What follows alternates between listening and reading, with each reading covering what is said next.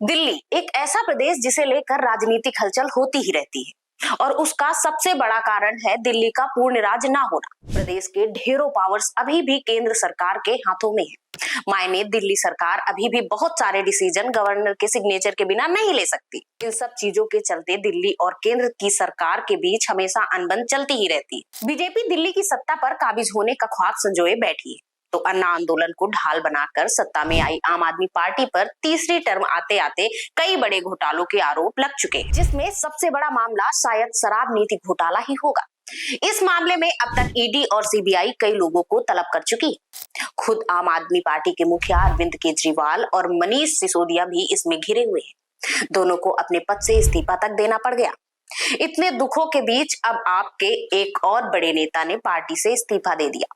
चलो पार्टी छोड़ी तो छोड़ी, अपने इस्तीफे में पार्टी पर कई गंभीर आरोप भी लगा दिए। अब इस बात पर तो बस एक पुरानी कहावत ही याद आती है, एक तो गरीबी ऊपर से आटा गीला। खैर, मामले की गंभीरता को बरकरार रखते हैं और पूरी कहानी से पर्दा उठाते हैं। नमस्कार, मेरा नाम हेमा श्रीवास्तव, आप देख रहे हैं यूनाइटेड भारत। जब से आतिशी मारलेना दिल्ली की नई मुख्यमंत्री बनी है, तब से आम आदमी पार्टी में अंतरकलह की बातें उठने लगी हैं और इन बातों पर आखिरी मुहर लगा दी है आप नेता कैलाश गहलोत ने।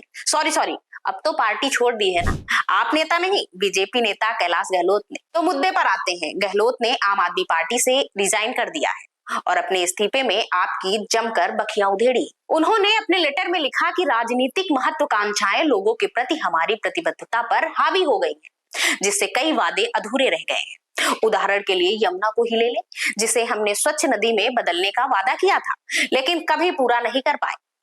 अब यमुना नदी शायद पहले से भी ज्यादा प्रदूषित हो गई। इसके अलावा अब शीश महल जैसे कई शर्मनाक और अजीबोगरीब विवाद हैं, जो अब सभी को संदेह में डाल रहे हैं कि क्या हम अभी भी आम आदमी होने पर विश्वास करते हैं। और एक दर्दनाक बात यह रही है कि लोगों के अधिकारों के लिए लड़ने के बजाय हम केवल अपने राजनीतिक एजेंडे के लिए लड़ रहे हैं। इसने दिल्ली के लोगों को बुनियादी सेवाएं देने की हमारी क्षमता को भी बुरी तरह से कमजोर कर दिया है। अब यह स्पष्ट है कि यदि दिल्ली सरकार अपना अधिकांश समय केंद्र से लड़ने में बिताती है, तो दिल्ली का वास्तविक विकास नहीं हो सकता।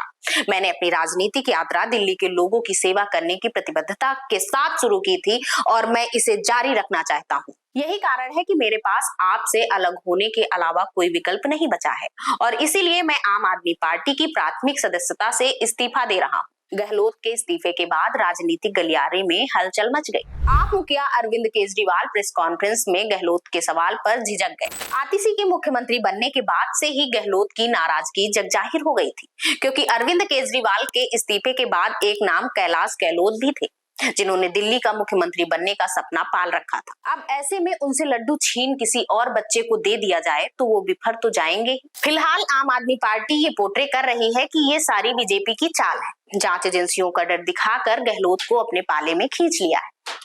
आज भारतीय जनता पार्टी फिर एक बार अपने हथकंडे, घिनौनी राजनीति और षड्यंत्र में कामयाब हुई है।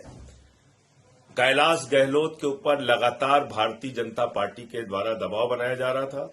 ईडी सीबीआई के छापे मारे जा रहे थे। ईडी के दफ्तर में पूछताछ करने के लिए बुलाया जा रहा था। इनकम टैक्स के छापे उनके घर पे मारे जा रहे थे। और ये भारतीय जनता पार्टी की खूबसूरती है नरेंद्र मोदी जी की, कि जब वो किसी के ऊपर ईडी का छापा मरवाते हैं, इनकम टैक्स का छापा मरवाते हैं, ईडी के दफ्तर में पूछताछ के लिए बुलाते हैं, तो जोर जोर से प्रेस कॉन्फ्रेंस करते हैं, चिल्लाते हैं, कहते हैं ये तो कैलाश गहलोत पे ये भ्रष्टाचार है, वो भ्रष्टाचार है। और जैसे ही वो बीजेपी में शामिल हो जाते हैं तो सारे आरोपों से बरी हो जाते हैं। मोदी वॉशिंग पाउडर से उनको धुल दिया जाता है। तो बीजेपी एक बार फिर से अपने षड्यंत्र और अपने घिनौनी राजनीति में सफल हुई है।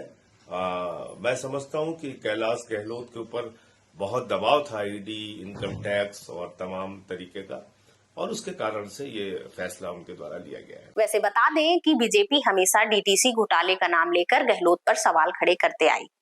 अब सबसे बड़ा सवाल यही है कि अगर कैलाश बीजेपी में शामिल हो जाते हैं तो क्या ये घोटाले ठंडे बस्ते में चले जाएंगे या फिर इन पर जांच होगी। अपनी राय हमें कमेंट बॉक्स में बताइएगा। बाकी वीडियो को शेयर और चैनल को सब्सक्राइब करना मत भूलिएगा।